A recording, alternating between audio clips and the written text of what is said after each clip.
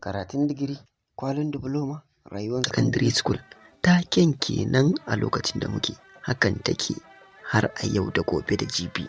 Shigana na biyu kenan tun lokacin da na tattara 'yan komatsaina na ce mata bye bye. Shekara 2 baya an tayawa na ke da wuya na fara hango allunan allon sanarwa na ƙungiyoyi da dama. Nan nai sauri na wuce kafin alluran aluta na ta motsa.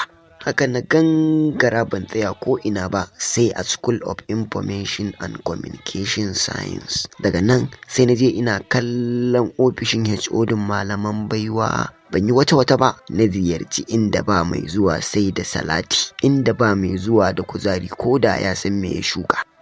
To don bango ko kuma in ce mata allon kuka. Daga nan ban tsaya ko ina ba sai a Tafawa Balewa Block A. Kai da ganin nan ka san ana kwanan daɗi a Rabi. Daga kai na ke da wuya sai ga na a room 9. Abin mamaki har da suna na a saman kofar ɗakin.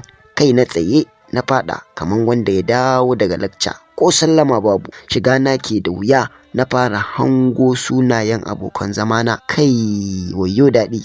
A nan sama nake kamar ɗan biri ko ba komai na sha dilo tunda a nan na fara tunanin jingil. Har na rubuta ta. Bayan na kammala leke-leke da shige-shige na dawo zuwa abin da ya kawo ni taron neman haɗin kai da buɗe ƙungiyar da na zo domin ta.